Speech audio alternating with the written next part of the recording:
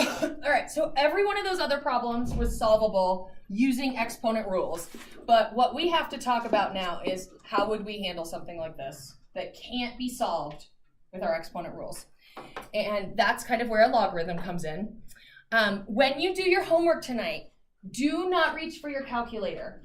I promise every one of the problems that we give you can be done without a calculator. You can evaluate them all in your head. When we get to the point of using the calculator, I'll teach you how to use it, and we will have problems that will require it. There are problems that are not possible on tonight's homework, and I'm going to kind of show you today what to look for so that you know that they're not possible.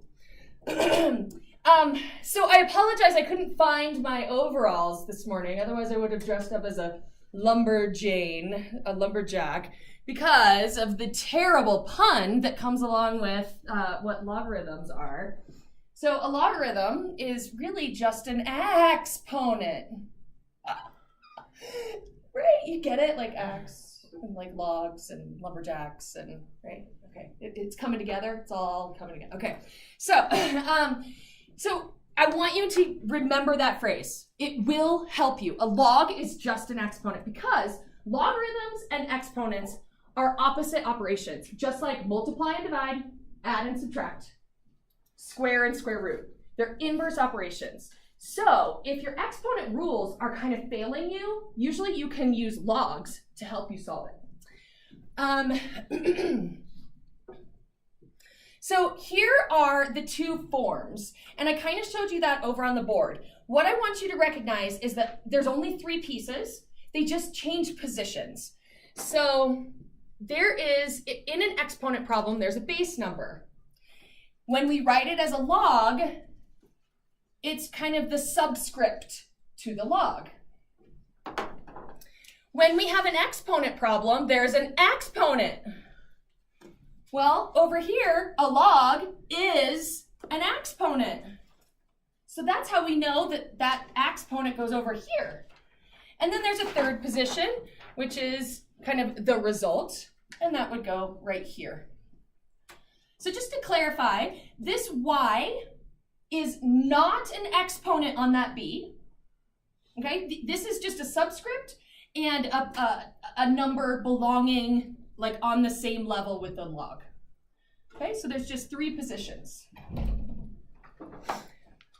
Oftentimes, at first, if you get a log problem, the easiest way to figure out the answer is to write it like this, because then you already know how to do this.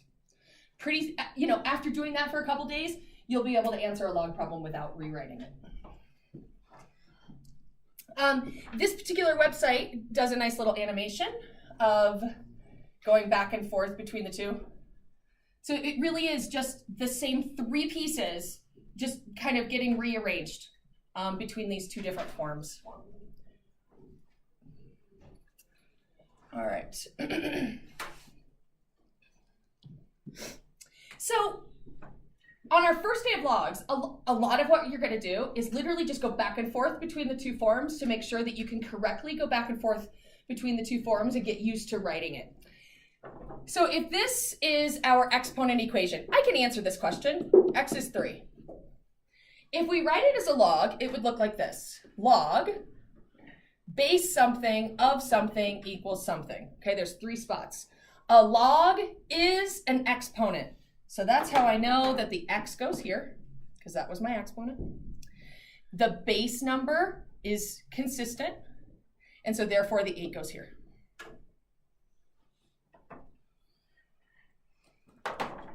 So when we rewrite this, we're going to have a log, we're going to have a number here, a number there, and then the base number.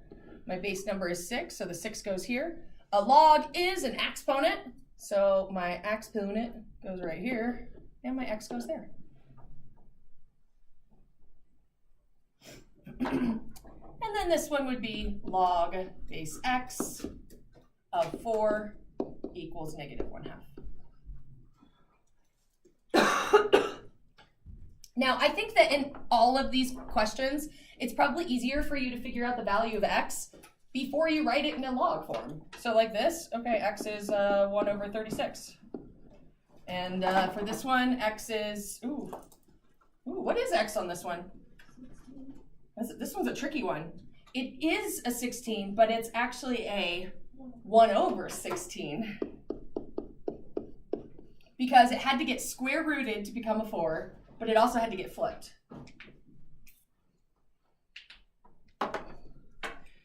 All right, so then let's try going the other way. So I would say the first page, like the first half page of your homework is what we just did. The second half page is just rewriting it the other way around. So if this is what you're given, and we rewrite this as an exponent problem, it's base 3 to the power of x equals 81, and then we would know that x is 4. So it's usually easier to figure out the x value once you write it in its exponent form. This one would be 5 to the power of negative 2 equals x. So x is 1 over 25. And then this one is x to the power of 4 is 1 over 16. So what number got raised to the power of 4 and became 1 over 16? What number can we turn a number into 16 with the power of 4? A 2. So what if it started off as a 1 over 2? Then it could become a 1 over 16. So x is 1 over 2.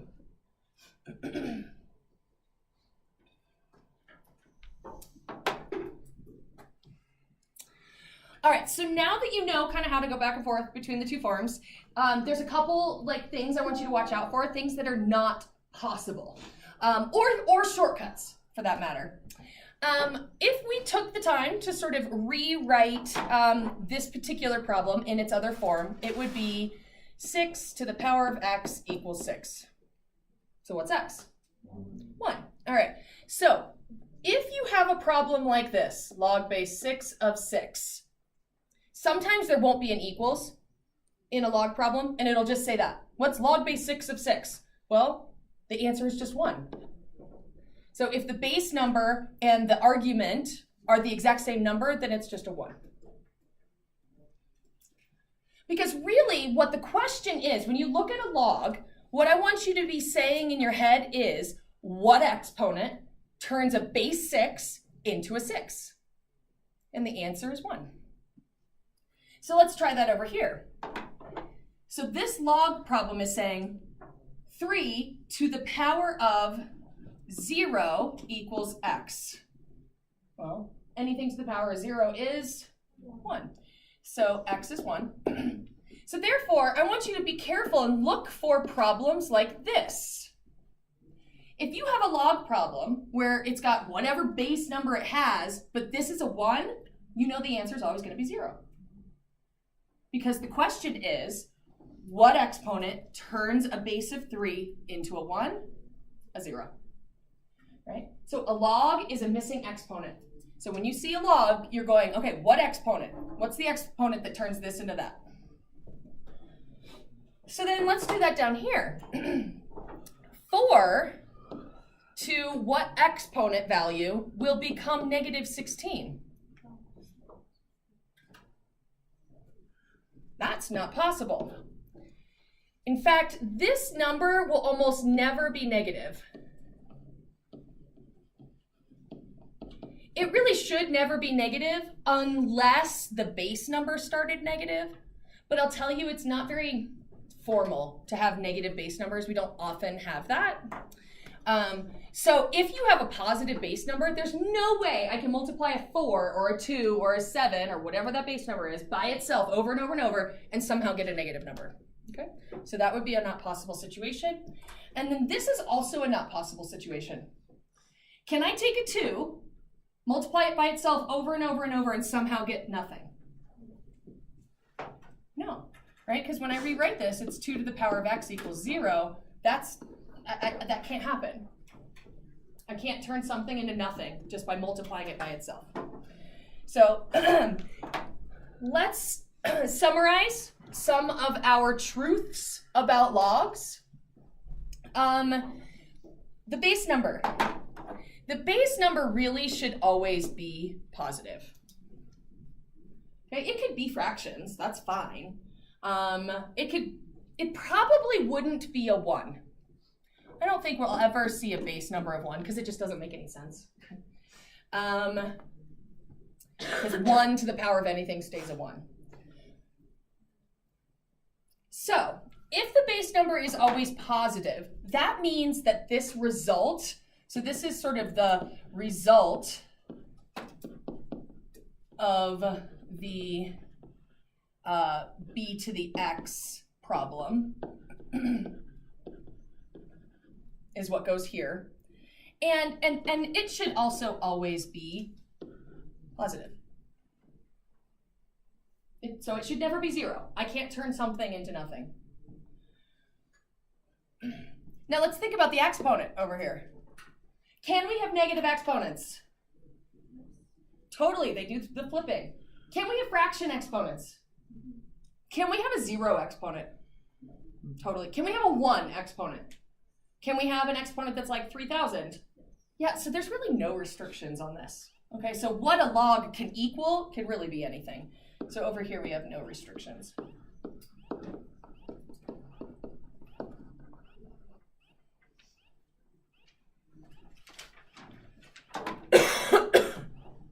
All right, 2 other things that you need to be aware of.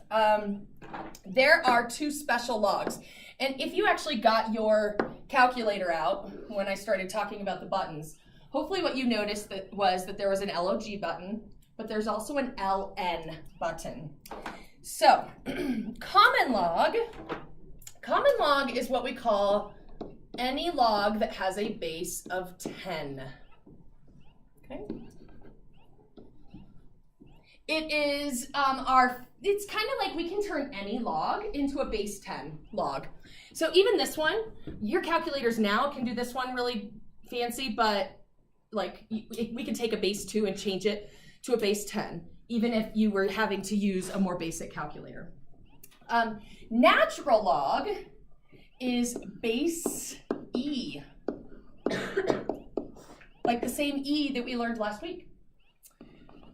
So you'll need to remember these because they actually look different. They have a special look for these 2 logs. If it is base 10, we actually never write the 10. So right here, you're never going to see this.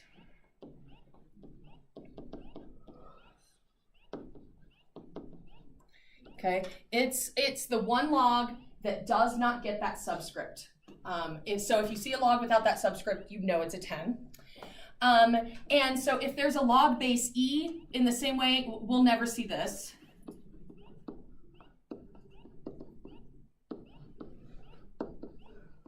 Instead, it looks like that, LN. And if you look on your calculators, there is a natural log button, LN. We call it natural log because that's how we say things in English. I think this was log naturel, so I think it was like French, or I think it was probably French. So that's why it's LN instead of NL. All right, so we should be able to evaluate these. Notice none of these have equal signs. This is actually usually how logs come, is without equal signs. And so when you're evaluating it, it's all you do is you look at the base number and you go, oh, okay, what exponent turns a 10 into a 100?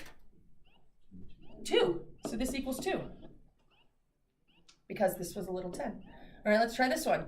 What exponent turns a 10 into a 0? I can't turn a 10 into nothing. I can't take a 10, multiply it by itself over and over and over, and turn it into nothing. I could do that with subtraction, but I can't do it with exponents. What exponent will turn a 10 into 10 to the negative 6? Yeah, I'm like, don't overthink it. Negative 6. So when you see the ln, that is base E. If you want to write in the E, go for it. So what exponent turns an E into a 1? 0. All right. What exponent turns an E into an E? A 1. And what exponent turns an E into e to the 5th? A 5. See, so logs are actually not that hard. Right? They're actually quite simple. All right, but let me show you a couple that get a little bit out there. I would call these stretch questions. You've got a couple of these on your homework. So I just want to give you maybe some shortcuts to look for. What's the base number on this log? 10. All right, so this is saying what exponent turns a 10 into 100 to the 3x? That might take a couple steps of simplifying. So what you could do is rewrite it like this. Okay, what exponent, so put a question mark there, right? What exponent turns a 10 into 100 to the 3x? And then solve this kind of like what you were doing on your homework last night. Like rewrite the 100 as 10 squared to the 3x. So this is 10 to the 6x. So the answer to this is 6x. Because what exponent turns a 10 into 10 to the 6x? 6x. All right, so this next one, I'll show you kind of the proof of why it works, and then I'm going to show you a shortcut. All right, so this next one, there's 3 pieces. This is an exponent problem, right? There's this piece right here, there's this piece right here, and there's this piece right here. Let's just rewrite this in log form. So this would be log base e, which would be natural log, of something equals something. A log is an exponent, so the exponent goes over here, natural log 4, and the x goes here. So what is x? 4. Here's the shortcut. Notice you've got a base of e, and in the exponent you've got a log, which also has a base of e.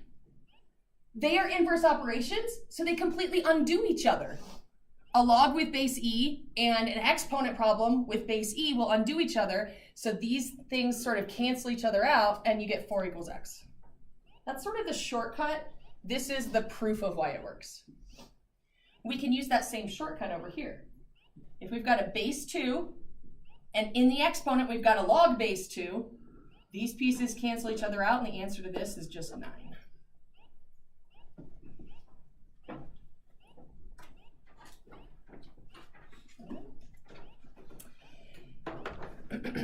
All right, so I'd like you to take a couple minutes and look over a couple problems from your homework. I'm going to bring around some Post-it notes. Each of you is going to get a Post-it note, and I'm going to give you an exit ticket, a set of a couple questions where you're going to make up some problems that meet the requirements of the questions, and then you'll put them up on the board before you leave, okay?